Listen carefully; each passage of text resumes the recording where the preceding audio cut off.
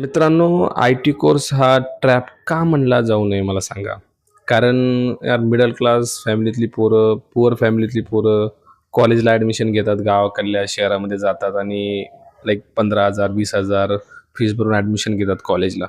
College करतात, कॉलेजमध्ये skills भेटत नाहीत, चांगलं नॉलेज दिलं जात नाही. अशीच आहे आपली एज्युकेशन सिस्टम. देन पुढे त्यांना सांगितलं जातं तुम्हाला एखादा कोर्स करावा लागेल. मग ते कोर्सकडे जातात. पुणे, बंगलोर मोठे-मोठे सिटीजमध्ये. तिथं त्यांच्याकडून लाखो रुपये घेतले जातात. पण परत तेच त्यांना तिथं सुद्धा चांगलं शिकवलं जात नाही. प्लेसमेंट दिली जात नाही. मग येतात कन्सल्टन्सीवाले. कन्सल्टन्सीवाले म्हणतात आम्ही तुम्हाला जॉब देऊ, फेक एक्सपिरियन्स देऊ, तुमचा गॅप वाढतोय. हे ट्रॅपसारखं वाटत नाहीये तुम्हाला? मग परत ते लाखभर रुपयाची लाइक फसवणूक करणार, राइट?